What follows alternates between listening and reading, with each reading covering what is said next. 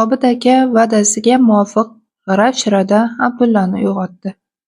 Borasanmi? Bo'lmasam-chi, dedi Abdulla ko'zlarini ishqalab. Shunday dedi-yu, lekin erinchoqlik bilan o'rnidan turdi. Hovliga tushganda Obid aka eski shimko'ylak, rezinka etik kiyib olib, beliga o'qdon bog'lab turardi. Ana bular senga, dedi u Ravonga ishora qilib. Bedazor hozir nam, kiyimingni rasvo qilasan. Abdulla apil-tapil yuvinib, tog'asi tayyorlab qo'ygan eski bir kombinezonni kiydi. Kombinezon katta kelib, pochalari osilib tursa ham unga yarashdi. Bir poyining tagi ko'chgan etikni kiyganda esa tog'asi kulib dedi: "Traktorchi bo'lding qo'yding. Tuzukmi? Tuzuk bo'lganda qandoq?" Hojar buvi kechagi oshning go'shtlarini ikkita nonga bosib to'rvaga solib berdi. "Shu yerda yeb ola qolaylik", so'radi Abdulla qorni ochligini sezib. "U yoqda yeymiz. Buning ham o'ziga yarasha gashti bo'ladi", dedi Obid aka. "Nima deding?" "Mayli, hayallab qolmanglar, Obid", dedi Hojar buvi. "Zahroga ovqat olib borasan-a? Shirguruch qilib qo'yaman." "Xo'p", dedi Obid aka. Ular yo'lga tushishdi. Eshikka yetganda Obid aka "Teshovoy", deb chaqirdi. Qayerdandir kichkina olachbor, chalpangquloq it paydo bo'lib, ularning oldiga tushdi. "Qayerdan oldingiz buni, tog'a?" so'radi Abdulla itga odamning ismi berilganiga hayron bo'lib. "Bir ovchi o'rtog'imdan oldim. Uning ham oti Teshovoy. It desa, ov desa o'zini tomdan tashlaydi. Zo'rg'a oldim. Bir oy yalinib yurdim. Oxiri berdi." Obid aka o'sha yalinib yurgan kunlari esiga tushdi shekilli, kulib qo'ydi. "Bir kuni uyiga borsam, hovlida o'ynatib o'tiribdi. O'zida bir emas 4ta. Tag'in shundoq itlarki, sherni tutib kel desang, tutib keladi. Ko'p bo'lsa ko'z to'ymas ekanda, buni poylab yurib yangi tug'ilganda oshnasinikidan o'g'irlab kelgan. Ko'rdim-u, mahkam yopishib oldim. O'sha kuni endi ko'zini ochgan ekan. Men ham unga ko'p yaxshilik qilganman-da, oxiri yo'q deyolmadi. Qo'liga olib tumshug'idan o'pdi. It g'ingshib qo'llarini yalay boshladi. Yana aynib qolmasin deb, sekin gap boshladim. "Teshovoy, deganimni bilaman." It tumshug'ini menga o'girdi. Ikkalamiz kulib yubordik. "Mayli, ola qol", dedi itni menga uzatib. "Otini nima qo'yding?" deb so'radim shoshib itni olar ekanman.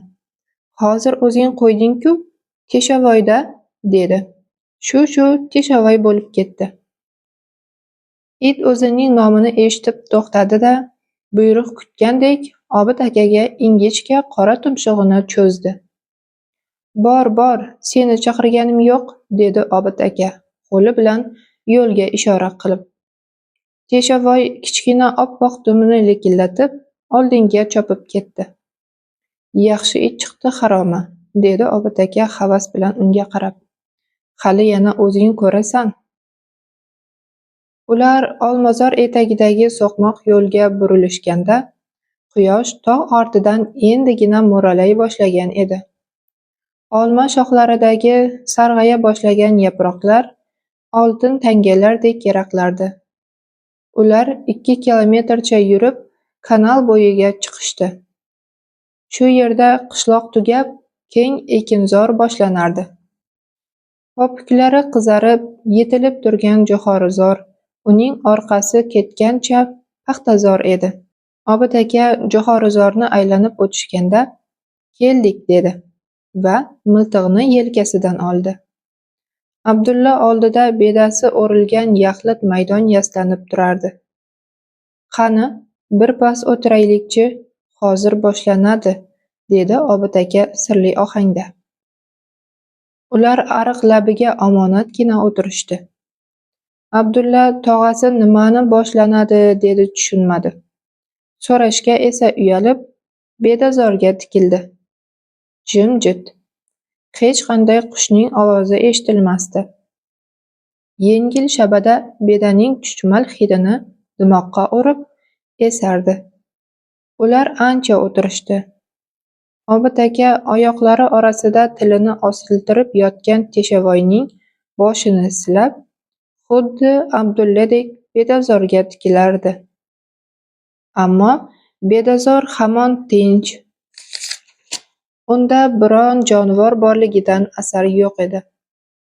Bir-ikki marta chumchuq galasi gur etib ko'tarilib, jo'xorizor ichida g'oyib bo'ldi xolos.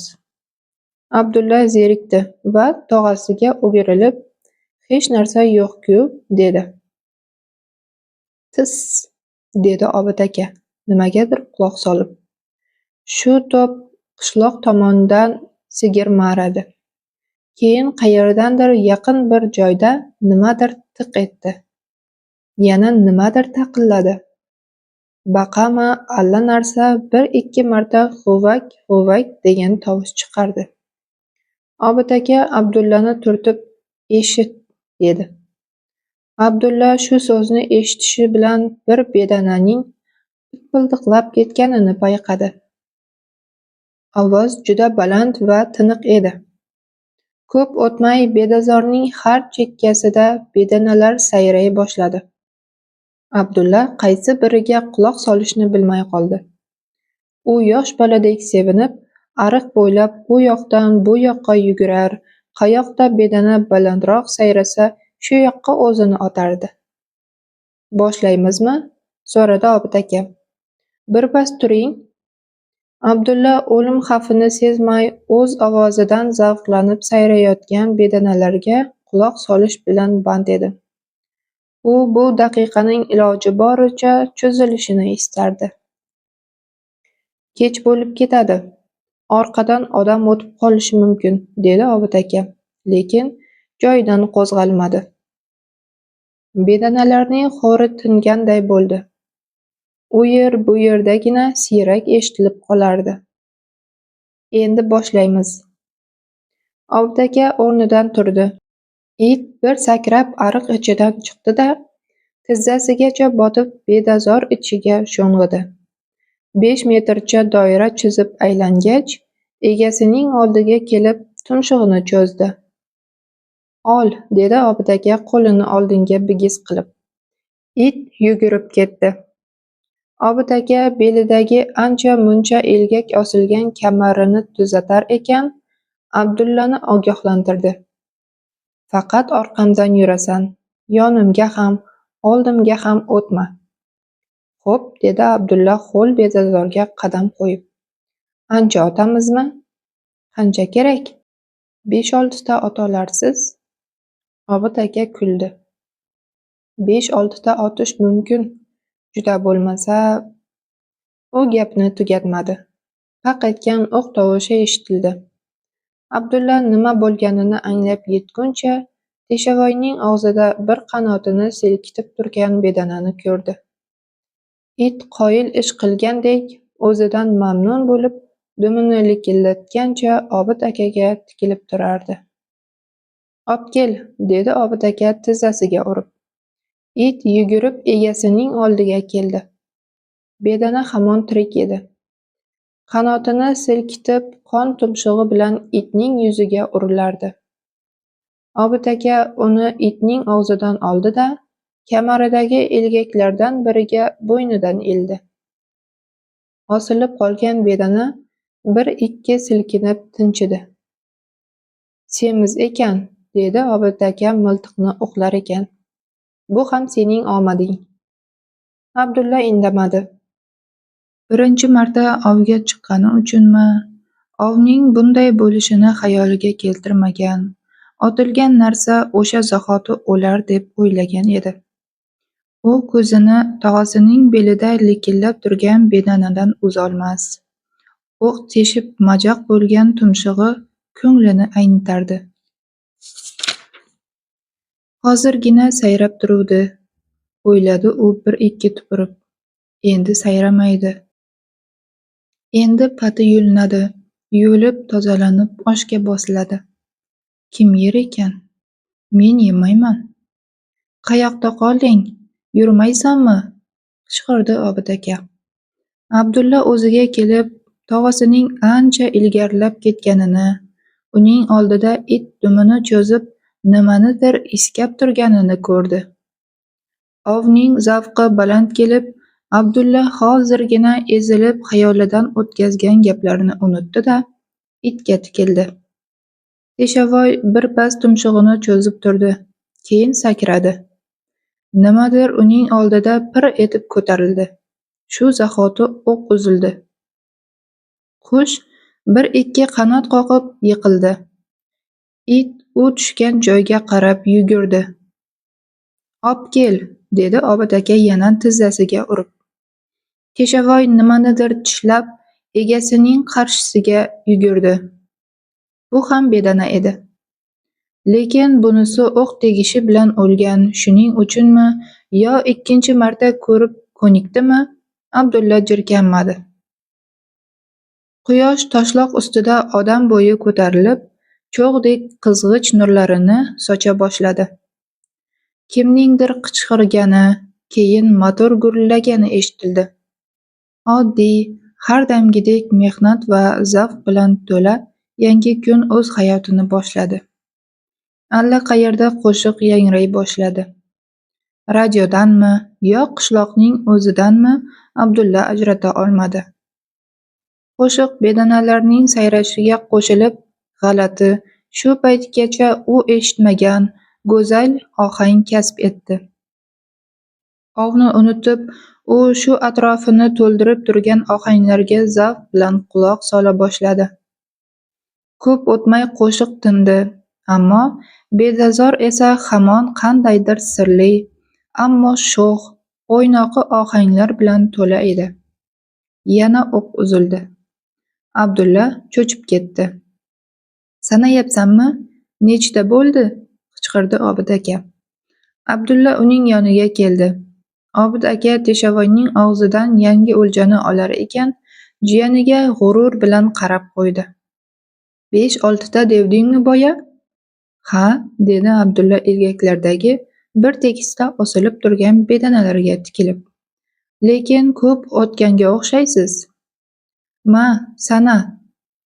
Obid aka kamarini yechib, kichkina bir tasmani oldi-da, ilgaklarini shunga o'tkazdi va tugun qilib jiyaniga uzatdi. "Bugun bedana ko'p. Yana shuncha otsak bo'ladi. Qani, ol Teshovoy." U shunday deb oldinga yugurgan itning ketidan yo'lga tushdi. Abdulla o'ljalarni sanadi. 10 bitta bo'libdi. Birpasda-ya? Hayron bo'ldi u va faxr bilan tog'asiga tikildi. Bedazorni ikkinchi marta aylanib chiqishganda o'ljaning soni 15 taga yetdi. Obid akaning kayfi cho'q edi. "Qalay, ov tuzukmi?" dedi nonushta qilgani o'tirishganda.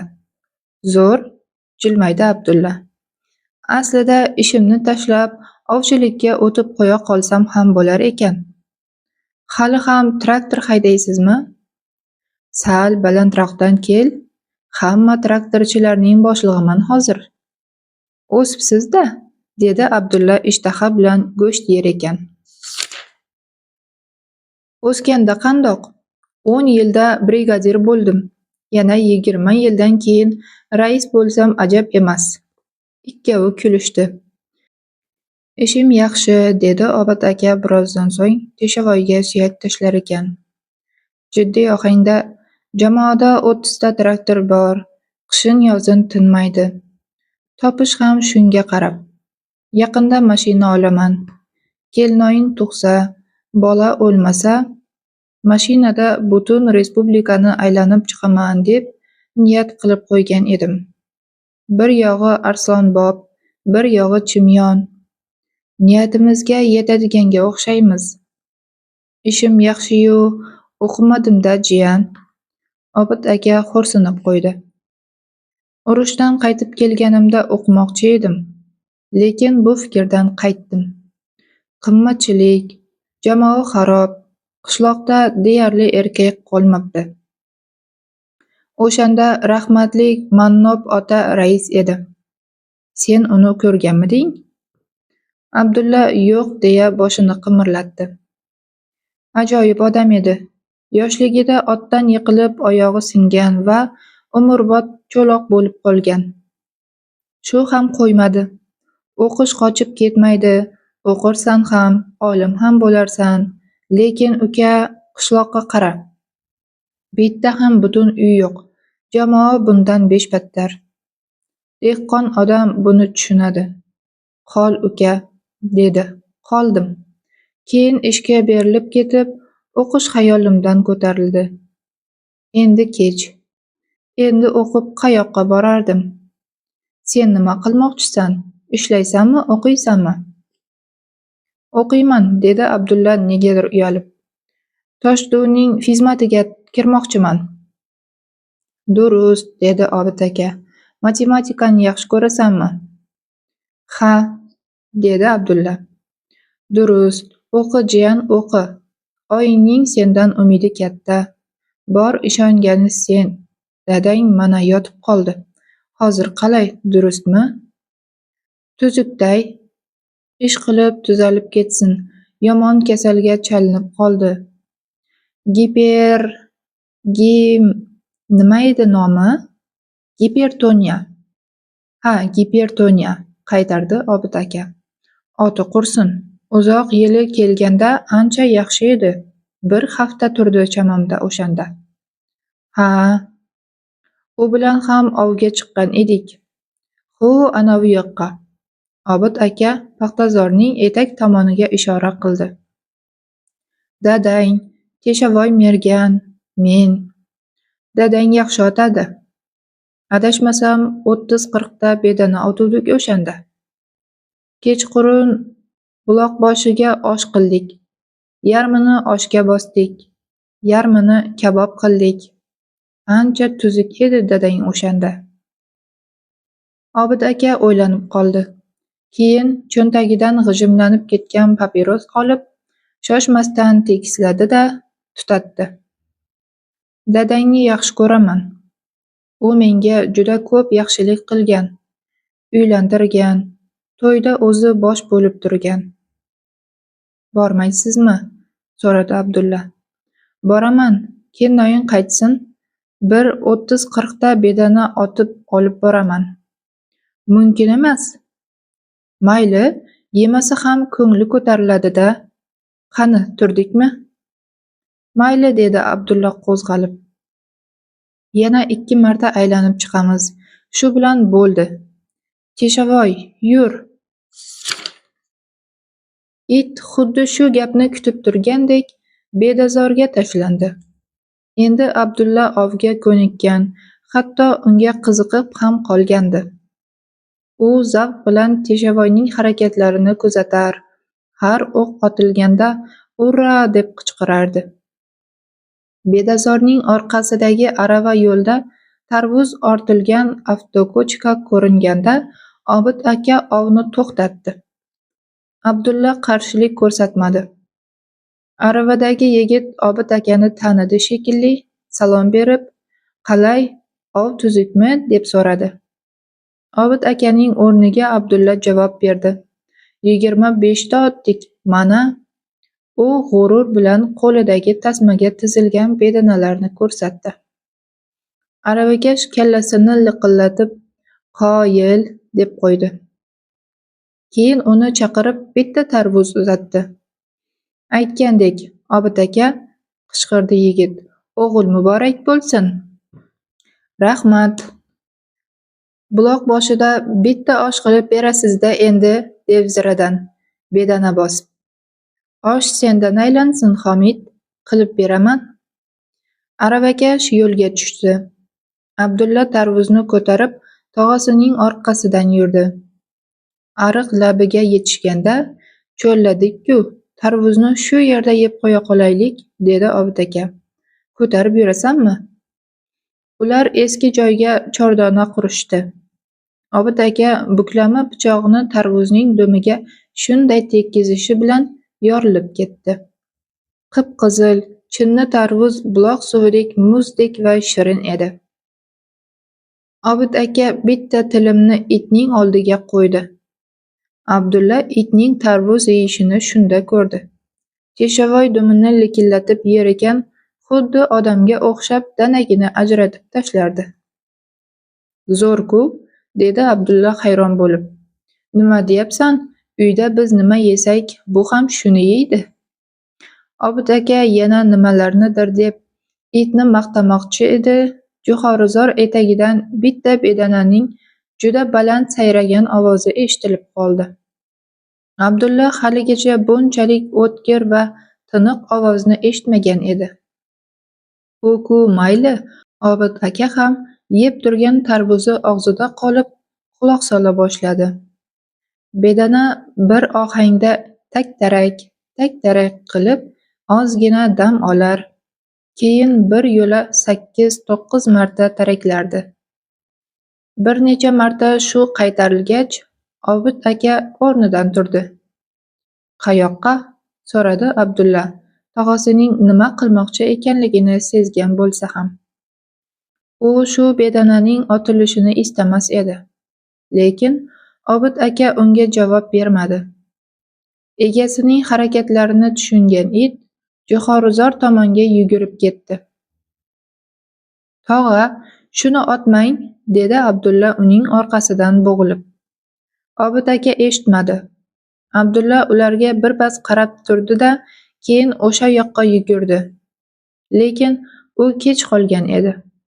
Teshovoy qiyinchiliksiz bedanani topgan, tumshug'i bilan pishillab uni cho'chitgan edi. Abdulla bedananing sakrab ko'tarilganini ko'rdi. O'q ovozi jarangladi. Bedana patirlab havoda bir-ikki aylandi-da, jo'xori ichiga sho'ng'idi. It uning orqasidan yugurdi. Shu payt Abdulla jon holatda qichqirdi. Tog'a, itni chaqiring, o'zim tutaman. Teshovoy! Obid aka uni tushundi va tizzasiga urib itni chaqirdi. Teshovoy istar-istamas to'xtab, orqasiga qaytganda, Abdulla ularga yetib keldi. Shuni otmasangiz bo'lardi, dedi u zarda bilan. Ha, chakki bo'ldi, achinib gapirdi Obid aka. Qanotiga tekkanga o'xshaydi o'q. Balki tuzatarmiz. Abdulla jo'xorizor ichiga kirib bedanani qidira boshladi. U ariqdan bu ariqqa o'tdi, lekin bedana ko'rinmasdi. Jo'xorizorning o'rtasiga kelib qoyalarni qayirdi-da, oldinga tikilib, qayoqqa borishini bilmay turib qoldi. Oldinda bir odam ko'ringanday bo'ldi. Abdulla 1-2 ariqdan o'tib yaxshilab qaradi. Undan 10 ariqcha narida oq ko'ylakli, oq durra tang'ib olgan bir ayol cho'kka tushib hovuchidagi yaralangan bedanaga tikilib turardi. Abdulla uning yuzini ko'rmadi. Bedana tutilganidan va uning tirikligidan xursand bo'lib, ayolning yoniga bordi. O'lmabdimi? O'lsa sizga og'irligi tusharmidi? Ayol jahl bilan shunday dedi-da, Abdullaga qaramay, hansirayotgan bedanani og'ziga olib borib tili bilan ho'lladi. Abdulla qo'ng'iroq ovozidan ayolning yosh qiz ekanligini sezdi. Ammo uning qo'pol javobidan ranjigan bo'ldi. Shuncha otganlaring yetmasmidi? Dedi qiz yana boshini ko'tarmay. Men ham shunday devdim. Abdulla qizning yoniga engashdi-yu, unga bir qarashi bilan o'tirib qoldi. Gulchehra? Voy, sizmidingiz? Qiz ham uni tanib, beixtiyor bo'sh qo'li bilan etagini pastroq tortib qo'ydi. Ikkalovi bir daqiqa jim qolishdi. Qiz negadir uyalib boshini eggan, Abdulla esa og'zi ochilib unga tikilib qolgan edi.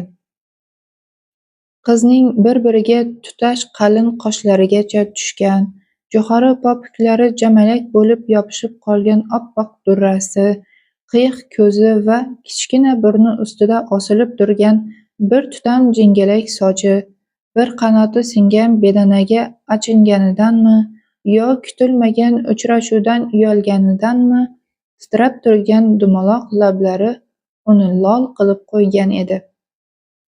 Ikkalovining nazarida shu sukut ichida o'tgan bir daqiqa uzoq bir soatdek ko'rina boshlagan bo'lsa ham nima deyishlarini bilmay jim o'tirishardi. Nihoyat Abdulla biron narsa deyishga qaror qilib yo'taldi. Keyin tuzalib ketarmikin, dedi. Qiz birdan yuziga qizillik yugurib, Abdullaga ko'z qirini tashladi. Tuzaladi, bir qanoti sinibdi xolos, ko'ring. Qiz shunday deb kaftida yonboshlab yotgan bedanani unga uzatdi. Bedana xaloslar va kichkina ko'zlarini pirpiratib, ularga yalinganomuz tikilardi. Yaxshi sayrayotgandi, dedi Abdulla. Ha, qiz jonlanib ketdi.